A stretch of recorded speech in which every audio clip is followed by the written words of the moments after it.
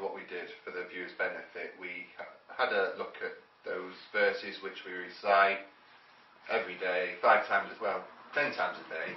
Yes. We've kind of cleaned routinely, without thinking a lot of the time. That's right. So I'm talking about Surah Fatiha, what's referred to as the opening, or what.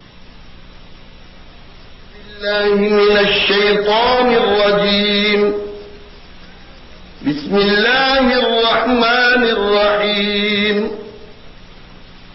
الحمد لله رب العالمين الرحمن الرحيم مالك يوم الدين إياك نعبد وإياك نستعين. We come to the opener.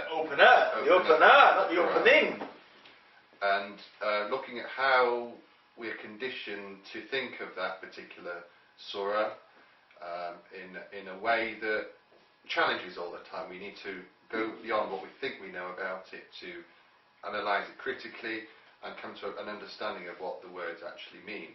So to disassemble the English, what we've understood, to go to the roots, the Arabic, the core language, and extract from it its true meaning. So without going to bit by bit, what would you say was the overriding? Oh wow! I mean, there was so much of it. I think even starting off with, I'm just going to put it out there. I think what I got from it, and I'll go into the specifics of what, in terms of the wording of Surah Al-Fatiha, but I got an overwhelming sense of that I've been lied to.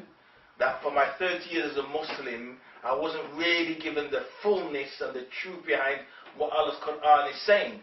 It was almost as if a translation, which is a tafsir of an individual, was somehow equal to the Arabic in the Qur'an. That somehow the tafsir, the translation of the Qur'an, the English translation, wasn't mixed with bias and subjectivity, and was not mixed with sectarianism. That somehow you was getting this pure, untainted translation, which was, if not equal, but also gave you a great understanding of what the Arabic words were saying. And I think for many of us, when we embraced the deen, you know, we just were thrown an English translation. We weren't told, well, look, you need to read Qur'an for yourself, you need to learn Arabic for yourself, and you need to have that one-on-one relationship with Allah. Because the Qur'an, we don't have the Prophet Muhammad, peace upon him, around us today, but we do have him today, because we have that Qur'an. And that Qur'an, he was a walking Qur'an. So we have him, we have the miracle of what the Arabs at the time had, but with us now. But how was it we're going to really penetrate it unless we understand what Allah is saying? So even with the Bismillah, you know, we're told in the name of, but in Arabic we know the word for in is fi. So Bismi means with the name, like build something, you know.